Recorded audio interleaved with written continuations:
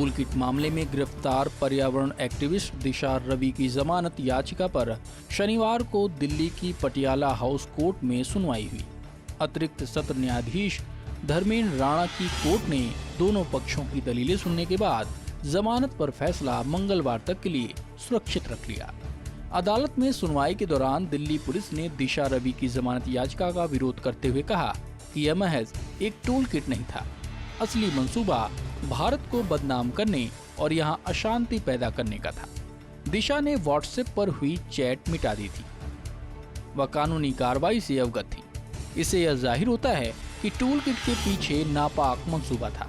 Police ने कहा कि दिशा रवि भारत को बदनाम करने और किसानों के प्रदर्शन की आड़ में अशांति पैदा करने की वैश्विक साजिश के भारतीय चैप्टर का हिस्सा थी। दिल्ली पुलिस ने आज कोर्ट में कहा कि एक प्रतिबंधित संगठन सिख फॉर जस्टिस ने 11 जनवरी को इंडिया गेट और लाल किले पर खालिस्तानी झंडा फहराने वाले को इनाम देने की घोषणा की थी। दिल्ली पुलिस ने कहा कि किसी तरह यह टूल किट सोशल मीडिया पर लीक हो गया और सार्वजनिक डोमेन में उपलब्ध था। उसी को हटाने की योजना बनाई गई और प्रदर्शन किया गया।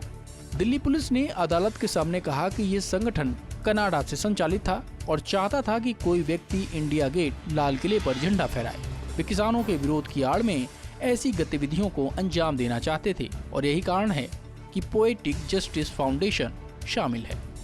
खालिस्तान के संबंध में दिल्ली पुलिस का कहना है कि भारत विरोधी गतिविधियों के लिए वैंकूवर एक अहम स्थान है और किसान एकता कंपनी नामक एक संगठन वैंकूवर में एक अन्य संगठन के संपर्क में है।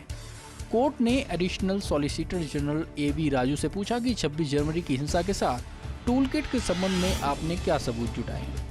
दिल्ली पुलिस ने कहा कि जांच जारी है और हमें सबूतों की खोज करनी है। दिशा रवि की तरफ से पेश हुए वकील सिद्धार्थ अग्रवाल ने कहा कि दिशा का खालिस्तान से कोई लेना देना नहीं है और सिख फॉर जस्टिस या पीजीएफ से भी उनका कोई कनेक्शन नहीं है।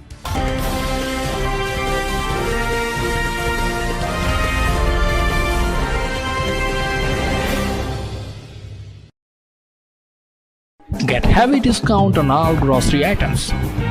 Only on wildblossom.com.